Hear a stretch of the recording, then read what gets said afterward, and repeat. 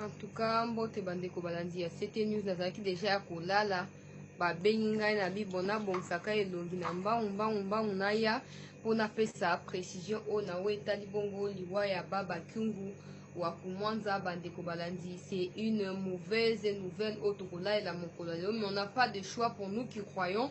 Toyebi kaka ke nzambe mutu apesaka, nzambe mutu azwaka. Dans tous les cas, il a passé son temps na mokili oyo ya batu et nzambe alingi sikoyo na miniti oyo ayamba ye na bokonzi na ye na royaume na ye bandeko balandi ya CT News. Bonsoir à tous. Na évité ba heure boza kolanda biso ba oyo ya France certainement c'est 23h ou 21h, je ne sais pas. Bandeko ya Allemagne certainement c'est 23h ou 22h, je ne sais pas. Bandeko ya Belgique, bandeko ya États-Unis, au moins c'est la soirée là-bas. Donc en tout cas, information tu koko ya kaka sikoyo rapidement. On a essayé nous aussi de contacter nos sources avant de venir pour na koyeba na ko confirmer les bino information oyo. En tout cas, toza vraiment assez à émotion pour yo ka sango ya liwa ya Baba Kyungu wa kumwanza ngaza ki déjà ya kolala, mais je n'ai pas de choix. En tout cas, je n'ai pas de choix. Cette information est d'autant capitale qu'il faut tout se partager yango avant mon kolalobi koma pour na profiter pe qu'on aurait mémoire naie pour na nyonso oyo asali pour la République démocratique du Congo. Dans le bango toujours, il ne faut pas toujours retenir les points négatifs des gens. Il faut jamais voir les côtés négatifs ou les côtés sombres de l'histoire des gens.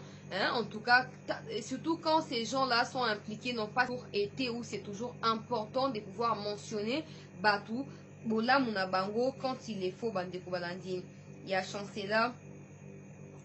News, nous venons d'apprendre tout à l'heure là les décès. Il y a Kyungu, Gabriel Kyungu wa kumwanza oyo azali bongo, hein, président il y a une affaire kuna na Lubumbashi actuellement azali, hein, tindenga kufi boye azali gouverneur ya Katanga bandeko balandi ya CT News ya o Katanga banda démembrement o ici et Salema. En tout cas, rapidement, je vais vous donner l'information avant de vous donner sa biographie. Et puis, tu vois, que la bino libaku, Yakobenga na plus 243 97 26 17 024 plus 243 97 26 17 024. Boye bape na koloba souvenir nini obino bozali bongo ko garder na mémoire ya Baba Kyungu wa kumwanza. Toyebi ete certains d'entre nous o babungisa ba boti ba koko na makambo ya sécession ya Katanga na makambo ya chasse ya ba kasayen na niveau ya Katanga ba ko retenir pas nécessairement les côtés positifs. Il y a implication, il y a grand homme au nakati ya histoire politique ya mboka na biso. Dans tous les cas, toza disposé à koyamba appel na bino pour boye babongo na kopesa ba hommage na Baba Kyungu wa kumwanza. Plus 243 97 26 17 024 plus 243 97 26 17 024. Bobenga biso pour boye babongo na ko réagir. Alors rapidement, précédemment na tunaki motuna na o etalaki liwawa na bandeko balandi ya CT News noko na ngai Jean Moutala. Bonsoir. Bonsoir, merci beaucoup. Nous tous, nous sommes sous les chocs, sous l'émotion et surtout pour la leader monene oyo azalaki, en tout cas potentiel porteur ya voix ya mokonzi mboka ya vision ya mokonzi mboka na niveau ya Grand Katanga eta aura na ye. En tout cas pour na bateau ba yebi ete poids ya Kyungu wa kumwanza eza poids ya ba politiciens baza ko lukaka buzz te chaque jour eza koleka ezali quand même poids ya bateau ya malonga o soki Kyungu alobi ba ya chichi ba génération na bango yangwana. Dans tous les cas, il est constitué comme un père pour le président de la République. Moko ya batata o mokonzi mboka tika kina bango utaliwa ya chichi Etienne Tshisekedi wa Mulumba. Awa pe Baba Kyungu utina kotika biso. En tout cas, ba condoléances kaka na famille na ye, condoléances na mokonzi mboka, condoléances na espace Grand Katanga mobimba ba uti ko perdre na moko ya ba leader na bango ya monene penza ya litomba soto ko lo bango bongo. Baba Kyungu wa kumwanza. Alors, pour rappel, madame, messieurs, na Epsa Kibino précédemment, qu'il a été évacué en urgence na niveau ya Luanda na Angola pour na ba soins appropriés pour na maladie. Ouais, badai kobeta ye azaki d'ailleurs placé sous oxygène pour balongwa na ye na Lubumbashi bakoma na ye awa pe bake na ye na niveau ya avion bake na ye na niveau ya Angola bandeko balandi ya CT News meki ko soigner to mona kitango ndeko na ye Marcel Kyungu akufaki ameke ko sa vidéo pona koloba non batu balobi na kufi mezana na bomo ezana en bonne santé, mais pour ceux qui comprennent bokorai ko sosola ete baba Kyungu azaki épuisé physiquement, même temps dans sa vidéo wana azaki vraiment épuisé. Bon, nzambe moko alingi ekoma na tango oyo. Mais moi, je suis triste parce que je sais qu'il était parmi les leaders qui allaient battre campagne pour le chef de l'État. Il le disait d'ailleurs dès son vivant, il le disait clairement que Fachi a kozwa bokondi pour le deuxième mandat et puis Grand Katanga na mobimba yango bako voter Fachi parce qu'il y a la porte-parole ya Fachi na niveau ya Grand Katanga, et ça c'était vraiment sans doute parce que il ne fait pas les poids ya ba politiciens au bazoya ko débattre na kati ya ba scène politique au futa ba journaliste etc. Non. Kyungu, il suffit qu'il donne l'ordre et tout le monde exécute. C'est un peu comme ancêtre vivant. C'est un peu comme icône vivante. Il y a espace Grand Katanga Mobimba. Léo Luana ezali ko beta bongo penza ezali makanisi na mitema ya bandeko na biso ya Katanga tozali ko pesa bango condoléances na cour ya session oyo. Numéro à téléphone ezali plus 243 97 26 17 024 bolingo benga po bolo bape souvenir robino boyebi na ko garder na baba Kyungu wa kumwanza uta bomo inaye oui ndeko Billy Noël Mukendi passe moyen te to partager mawa oyo na famille biologique ya baba na famille ya inafe ko ezali parti politique na ye bandeko balandi ya cette news oyeba na concerné o ezali baba Kyungu oyo ayebi na kosala rapidement na pesa bino biographie na ye bandeko balandi ya chancela Tchela News. Je suis aussi triste que tout le peuple congolais oyo ayebi importance ya leader ya motindo oyo leader ya lolenge oyo ba o bayebi te bakobeta malibaku mais biso ba eto sosolaki. En tout cas tango Fachi akei ko to ya mbapele ya ndeko. Allô, bonsoir toza koyoka yo.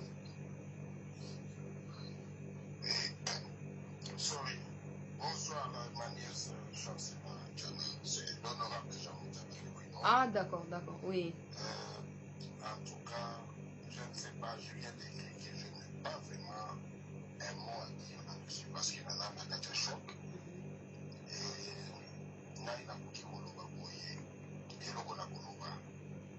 Nzambe ayamba molimo na ye, na kimia. C'est ça donc ce que moi je vais dire pour le moment. Mais Azali Papa Moko Boyo a marqué sur la fin awa. Révité où ils allaient comportement dans le passé, ils allaient mabé, et ils allaient régime Boyo, la carte va me servir le régime de Mobutu. Et tout le monde a dit, et le Boyo, ils allaient sur mabé, ni qu'on les capables de déclaration naïe, après la déclaration naïe, ils allaient massacrer, donc il y a des gros Boyo, ils allaient la Katanga, Katanga, ils allaient chasser. Tout le monde qui va passer dans le monde, tout ça. Mais en tout cas, Papa Kyungu Azamoto, la Suka Ayaki quand même posé dans le Limbis, mais il y a des gens qui est bisou ba boyo. Nous avons qui n'a pas dit qu'on va qui va victime na kata makambo na peto Limbis qui on avait plus de problèmes. Donc na ko ikolo ba ki. Na tango boyo, nous avons qui a besoin. Parce que ce qui totali makambo tout ça na Katanga. Yabakata Katanga ou Batoki Yabakata Mboka. Papa Kyungu azaki moto yo soto tela ki pe motema ki ala ko jouer rôle moko ya usana na ya bien. Ya unité ya kosangisa bato. Mais awa yaki na éviter soki bato ba ko profiter les choses na sima wana. Donc ezo sala biso passe mingi kosakana te. Na evitango ya kometa ki erreur. Ezala ki régime ya Mobutu. Parce que Mobutu en ce moment-là, il avait vraiment le pouvoir. Mais atikalaka takokanga mutu moko te. Atikalaki atate que non, va interpeller nani atini ba massacre. Alors on avait compris que papa salaki kaka erreur ndio moni que non makambo na esalama. Mais ngana landa ba interview na ye na landa azaki na remords. Alobi ke bakasa ye bandu ba ndeko na ye. Bazali batu moko. Bauta na kasina na Katanga. Mais ça la passe komona ki notre papa, en tout cas, aujourd'hui, nous allons soutenir la pensée, la façon de nous aller là. De perdre Nani, papa, Nani, kitenge yesu eumeli te bato oyo bazalaki ndinga na chef de l'état batata na ye oyo bazalaki quand même kopesa ye bamwa makanisi ya kitoko.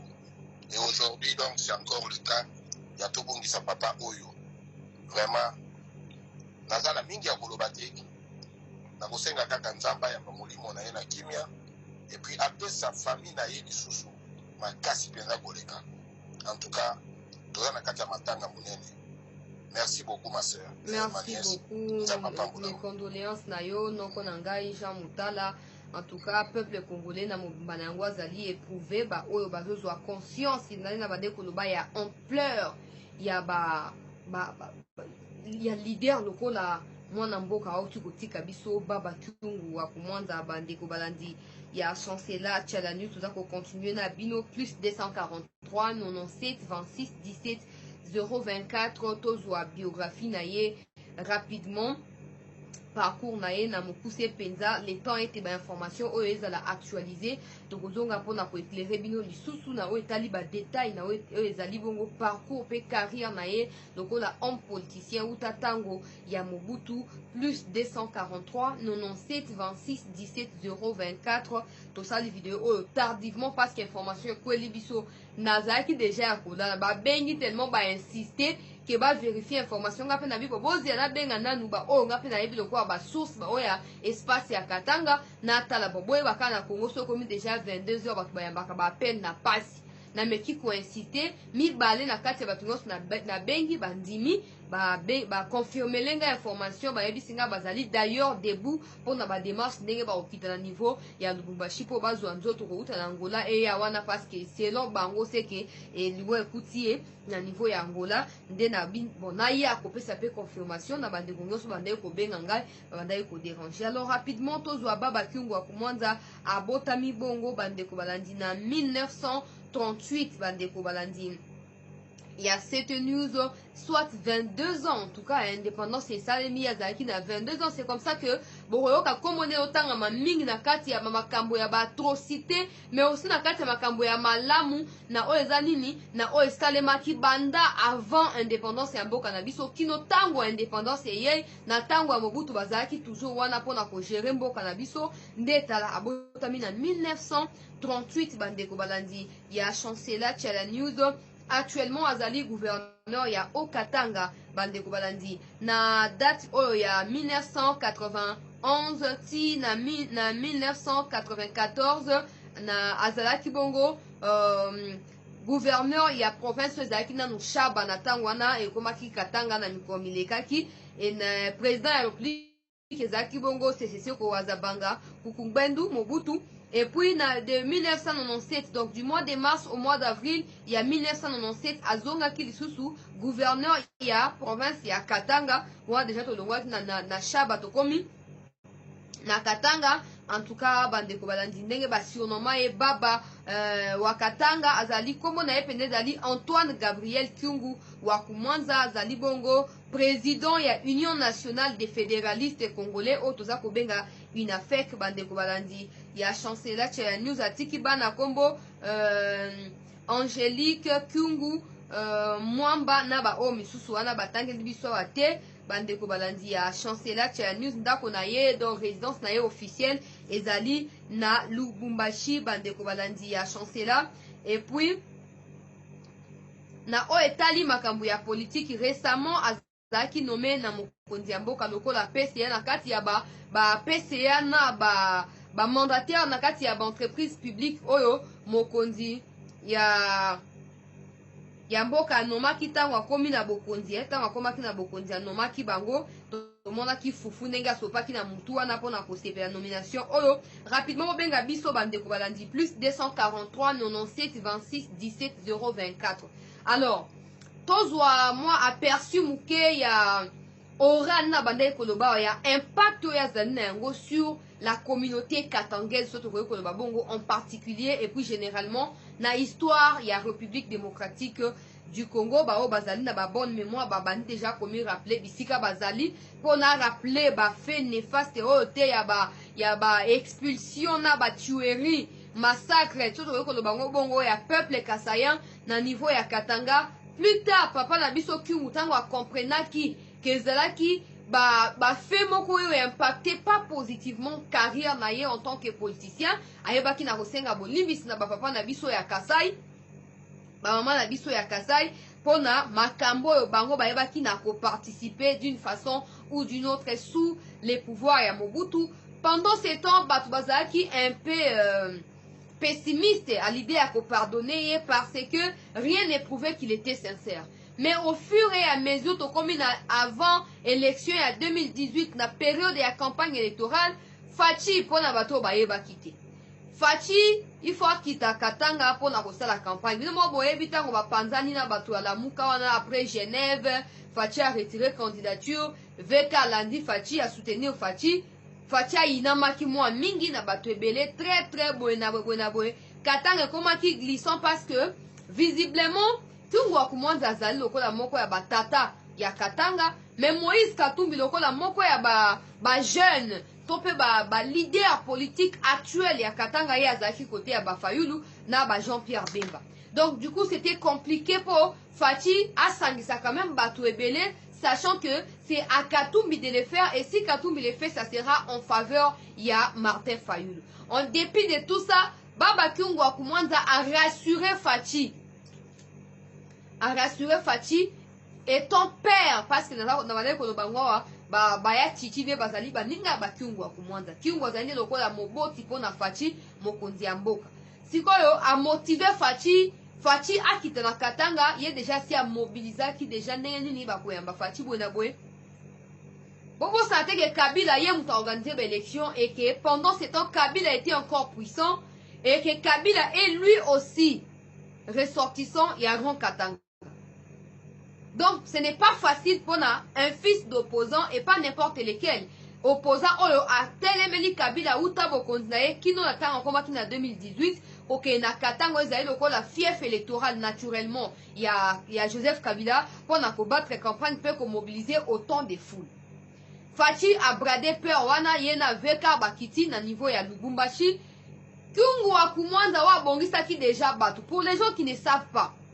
Abongisaki déjà batu bayamba Fachi yemo quoi s'est déclaré maladif. Otien azali gravement malade, il faut pas évacuer et pour se faire soigner à l'extérieur ya mboka. Pas de choix, mon toza kobela, c'est normal, tu vois, c'est soin encore qu'il n'était pas poursuivi, il était libre, etc. comme tout autre citoyen, accueilli. Mais ce qu'on tout n'a Fachi alala kawapi na mikolo alekisaki na niveau ya Lubumbashi Katanga pour la campagne. Fachi alala kiwapi. Pendant ce temps, n'oubliez pas que Kyungu azali lokola traître. Au milieu, il y a Kabili, na Etienne Tshisekedi, Atikela qui est Chichi, Fachi, lokola Mwana. Donc, il ne pouvait pas abuser de la confiance à Kabila, vu qu'il travaillait avec Kabila, mais non plus, il ne pouvait pas laisser isoler ou exposer son fils, c'est-à-dire Fachi, Titi, Atikela qui est pour la politique. Et surtout qu'il voulait également se racheter auprès de Papa Nabiso, ya Kasai pona ba acte oyo asali nini asaki ya mabe. Bande ko balanzi ya 7 news. Ndaku na ye boki otuna information o ndaku na ye nde yambaki Fachi. Pona 2 ou 3 jours ya campagne o Fachi asaki na niveau ya Katanga, ndaku na ye nde yambaki Fachi. Fachi azali wana asisi ba campagne na ye akumi penzela aleki. Nde a partir ya acte wana batu ebele bandeko na biso ebele baboti na biso ya espace Kasai baye ko se rendre compte que il veut vraiment se racheter auprès ya bandeko ya Kasai. Il tient à ce que son image soit embellie ou améliorée ou changée par rapport à l'opinion bandeko ya Kasai bandeko ça et la image na ye au regard ya ba fait o ya a participer ki na yango pendant pouvoir ya Mobutu pour na ko rappeler bino yango awate na mukuse bo retenir que Baba Kyungu Wakumwanza azali moko yaba basali nyonso po Kabila kene. Pourquoi? Parce que Kabila azaki Katange, oui, Azak Katange parce qu'il est encore vivant, Azak Katange, mais son pouvoir nenge Baba Kolobango, les Katange n'ont jamais directement bénéficié na pouvoir ya Kabila. Et n'oubliez pas que c'est toujours Baba Kyungu Wakumwanza qui nous avait déclaré un jour Yazalaki ni Laurent Désiré Kabila, il n'a jamais vu là où Laurent Désiré a eu des enfants jumeaux. Polémique et Kotaki. Yazalaki Batumoro que bon fanda boye actualité za ya kokita paf abeti eloko moko embrouillé côté moni baba kuto ebi makambo abimisi ba vérité boye na boye il était souvent au centre il y a actualité par rapport il y a attention bandeko tirer attention sur lui par rapport à ma déclaration. On avait vu qu'il maîtrise parfaitement. Donc, il avait 22 ans quand les pays accédaient à son indépendance. Quand les pays arrachaient son indépendance, il avait 22 ans. Donc, il maîtrise parfaitement les différentes époques et mots cannabiso de 10 ans ou 20 ans avant indépendance et puis jusqu'aujourd'hui. À ça qui ma déclaration. Même Makambo Bakatumbi a appelé à ça qui ma déclaration. Alors, qui a clairement que lui, il est chef coutumier. Azali Moko Yaba, icône ya Katanga. Bala Kisaye Bisika Bakunda, maman ya Moïse Katumbi. Alors, qui a créé qui a polémique. Nous avons rappelé qu'il a fait. Je n'ai rien à voir avec les gens. Ce n'est pas pour inquiéter qui que ce soit. Mais c'est juste pour nous rappeler que moto ya tiki biso na buto ya lelo oyo. Azali moto ya mase quitté. Azali moto ya kozwaye na kilo pena li même ya nyonso. Pour na o rendre le ko la service na mboka na biso. Même si ba côté faible le ko a mutu nyonso ezanga rate pour moto aza parfait na mokilo azate. Mais côté positif pe ezali. Côté positif pezali. À ça qui déclaration ana ote abimis même que non maman ya Katumbi aza soki congolaise te Katumbi aza ko diembe na Congo parce que papa na yazaki na kati ya ba homme d'affaires o ba kimaki soki Grèce tango Europe eza ko basculer en pleine guerre mondiale na niveau ya Europe kuna papa bango akimaki ayaki ko s'installer na village o azali lelo actuellement ya Kashobwe wana ya mtesali ke le bako m'appelle na kati ya bateau baza ko appartenir na histoire mais il n'a aucun sang congolais boye za mabeza ko engagé mais juste ça pour na ko rappeler que tango ça qui va déclaration na batu balamuka ki débat et kota ki mais Katumbi ne peut pas s'élever par exemple. Je n'ai rien contre lui. Il pouvait pas s'élever pour na koloba que non lobi boye parce que lui il ne pèse pas. Katumbi baba Kyungu akumonza c'est un peu ça. Kyungu il est là et Katumbi il est ici. Ba homme surtout batika li wana ba kiabula o ba nani muyej Fifi Masuka Saïd gouverneur actuel ya intérimaire ya nani ya Lualaba ba ngonyo so ba lelo kola bana pona baba Kyungu baba soki a lobby mobeko ekwei batotu bakotosa yango contrairement na ba o batika li wana mutu aza ko tirer officiel côté na ye donc on a le okuna bimi débat ekoti bato bakabwani une partie bakebo mais so Kyungu a lobby o bazali côté okuna na koto ba koya ba kosangana ba ko exécuter bako exécuter o ezali bongo ordre ya baba Kyungu wa Kumwanza. Je me rappelle lors il y a coalition Cash FCC tango ba siège à UDPS et comment qui saccagé. Tango Gédéon Kyungu a réapparaître après condamnation il y a quelques années par Joseph Kabila sous les pouvoirs de Kabila à Kotaki na Makala awa na Kinshasa. Tango ba libéré a zonga bandi ko makambo a sécession ya Katanga boina boye tomona kiweza ki prise de position officielle ya baba Kyungu wa Kumwanza wa yeba ki na ko interpeller conscience ya ba jeune ya Katanga ba mitika te na kati ya manipulation ba kota te na likambo ya bakatakatanga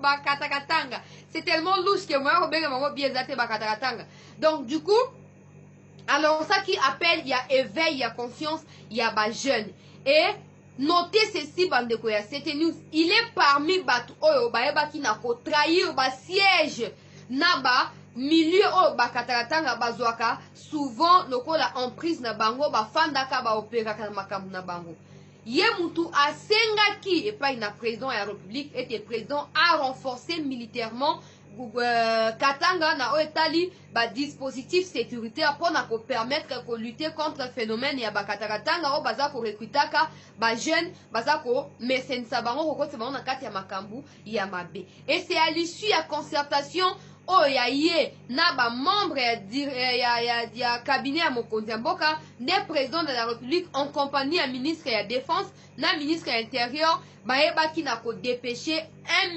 1800 militaires bakitaki kuna et jusqu'aujourd'hui vous êtes d'accord avec moi que les bakatakatanga ne menacent plus Lubumbashi, ne menacent plus d'incurser Lubumbashi comme c'était avant comme c'était na début ya mandat ya mokonzi ya mboka. Il est parmi batu oyo batelemaki mpona kobeta sete koloba ete Katanga il faut demeurer uni après ba tempête nyonso oyo basali nini bayebaki na kotraverse mpona bakoma na bisika oyo bakomi wana.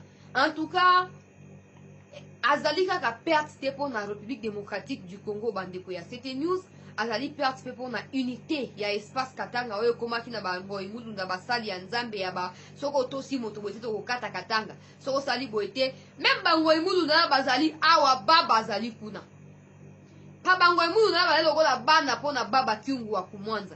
C'est que baba a vécu depuis naissance na ye mpona Katanga dans les Katanga et en République démocratique du Congo, personne d'autre ne l'a vécu.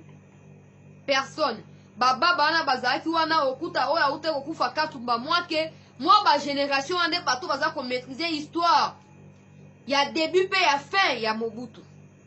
Mais lelo ezali perte immense pour la République démocratique du Congo et surtout na mokonzi ya mboka parce que a rassuraki na Fachi ete 2023 Fachi amitungisa te pour yemoko à cause de la porte étendard, à cause de la porte parole, à cause de la canal oyo ko ça a été Fachi aeba na ko remporter ba élection na niveau ya Katanga oyo ezali fief électoral na ye baba Kyungu wa Kumwanza. Plus 243 97 26 17 024 plus 243 97 26 17 024 bobenga biso boyeba na ko réagir pour to komi déjà au chuté na pokwa na butu oyo ezali pratiquement 23 heures peut-être awa dans quelques minutes il sera 23 heures à Kinshasa. On n'avait pas de choix que de venir honorer mémoire ya papa oyo ya mokubwa oyo ya baba wa Katanga oyo atiki biso. En tout cas kimia na libota na ye, kimia na famille politique na ye, kimia pe na mokonzi ya mboka oyo azali lokola mwana pona baba Kyungu wa Kumwanza, kimia na espace Katanga. Nous espérons que awa leo azali susu te Katanga continue kozala unité, même si je reconnais que ezali pas facile parce que ba chef coutumier ya kuna na tiaki vidéo na chaîne botalaki yango bango bazala soko lobi loi ya Tchani Batemba lobi nous les ceux qui chefs coutumiers du Katanga, nous les députés du Katanga jamais koyoka baba na kati ya makambo na ya ba nunu hein soki nunu soki nini to éviter koyoka na kati ya makambo na te. Il était pourtant na kati ya batu ya pouvoir ya Kabila, mais il a toujours entretenu de bonnes relations avec les opposants, notamment Etienne Tshisekedi wa Mulumba, notamment son fils tango ya Chichi na février 2017 ayebaki na kotika biso bazalaki lokola ba soutien indéfectible mpona mokonzi ya mboka actuel. Molimo na ye pe mana kimia tosambelaki mpona ye ntango tokayaki azalaki gravement malade. Nzambe lokola permettre ete mokao na ye kokisama na nzela ya liwa. Nous ne pouvons que lui dire merci mpona bamikolo nyonso oyo apesaki na baba Kyungu na mokili oyo na ngolu asalaki ete abotama Congolais. Topesi Nzambe merci. To recommander pe libota na ye na maboko ya Nzambe. Nzambe continue kobatela bango bazala vivant. Mipepe nyonso ya molili na mosika pe na pembene koyo koluka bango par rapport ya baba problème moko songolo pakala to déclarer kaka mipepe wana eza apaisé au nom de Jésus. To tiki bango vraiment na se ya makila na Yesu. Nzambe abatela bango, Nzambe abatela libota na ye mobimba kimia ya Nzambe umela kati na libota na bango. Nzambe yamba molimo ya baba Kyungu na kimia na bokonzi na ye ya likolo pona nyonso asali pona peuple congolais. Nzambe akanisa mabe na ye te, Nzambe akanisa bolamu kote ya malamu ya salaki et Nzambe ayamba ye na royaume na ye ya gloire. En tout cas merci na bino balingo so bozala kite bozalaki toujours wana pona kolanda actualité ezali triste toza kolala na sango ya mabe mais bon Nzambe moko abi pourquoi permettre ete koma mokolo ya lelo tokoki kaka kopesa Nzambe merci pona oyo ayebi na kosala. Plus 243 97 26 17 024 bolingi bo rendre ba dernier hommage na baba Kyungu boza ko garder souvenir nini na ye. En tout cas bobenga biso boyeba na koloba toyoka bino rapidement tozwa ba déclaration ya député national Guy Mafuta oyo azali ko adresser ba condoléances na ye epai na libota ya Baba Kyungu wa Kumwanza oyo atiki biso na pokwa ya lelo bandeko balandi ya chancellor Honoré Mvula oyo azali président ya force patriotique horizon 2023 ye pe asali déclaration mpona koyeba na korendre ba hommage na Baba Kyungu. Député national Guy Mafuta alobi, un chapitre de l'histoire contemporaine politique du Congo s'est refermé. Mes condoléances à la famille biologique et politique. Honoré Mvula alobi, grosse tristesse ce soir, c'est avec émotion que j'apprends la disparition de Baba Kyungu à Kumwanza. Mes sincères condoléances à sa famille biologique et politique, paix à son âme. Oyo ba déclaration to récolter rapidement sur la toile na oetali sango oyo ya mawa. Merci na bino ba nyonso bolala kite bozalaki wana pona kolanda information. Moto mosusu pe a commis l'Union sacrée vient de perdre un de ses membres et point focal dans les Katanga. Antoine Gabriel Kyungu wa Kumwanza a joué un grand rôle dans la matérialisation de la vision du chef de l'État, celle d'obtenir une majorité parlementaire incontestable. Paix à l'âme, paix à ton âme, Baba Kyungu. Moi, ils ont des déclarations à bas Congolais, tout ça publicité na bango AAT, mais tout ça à Kotanga, bah ils ont des message na bango et à condoléances pour rendre hommage na Baba Kyungu oyo auti bongo na kotika biso. Merci na bino ba nyonso bolanda ki biso na butu oyo bandeko balandi ya C'était News. Rendez-vous lobby pona rendez-vous na biso ya week-end bandeko balandi. Lobby 15h30 heure de Kinshasa, on va se retrouver pour la synthèse de toute l'actualité de la semaine. En tout cas, Mointin, honorable Jean Moutala. En tout cas, lobby Tokutani 15h30, ne manquez pas à ces grands rendez-vous. Les nouvelles informations continuent sur Chancellor Chela News. Nous sommes en quête de l'actualité. Nous vous amènerons des nouveaux sujets et certainement qui va vous préoccuper et vous poussera à réagir. Plus 243 97 26 17 024. Gardez ces numéros. Demain, vous aurez l'occasion certainement de pouvoir réagir. En tout cas, Azala qui est gravement malade, Balobakaka, courte maladie, Bapé Saraba détail de Esther Kalonji, Bapé Saraba détail. Bref, Azala qui est évacué en urgence depuis presque 2 ou 3 semaines au niveau Angola. Azala qui sous assistance respiratoire et là il vient de nous quitter. Kime Nzambe na libota na yeto kutani lobby bandeko balandi à 15h30 heure de Kinshasa. Ne manquez pas, partagez massivement cette information afin que tous les Congolais soient mobilisés pona koeba na kokuta na rendez-vous na biso ya lobby pona masolo ya mboka na biso. Le président de la République a pris des décisions face au problème des détournements, face au problème des trafics d'influence pour la justice et aussi en sécurité na Est et Mboka na biso. Il a dépêché la soirée d'aujourd'hui, le Premier ministre est à l'Est, précisément na niveau, il y a 2 provinces qui allaient toucher dans Makambouya, état de siège, et il va revenir pour faire le point au chef de l'État, président de la République. Rendez-vous demain pour les détails de toutes ces informations. À très vite. Prenez bien soin de vous. Toutes nos condoléances à toute la République démocratique du Congo qui vient de perdre Baba Kyungu wa Kumwanza, autrement Gabriel Kyungu wa Kumwanza. À bientôt.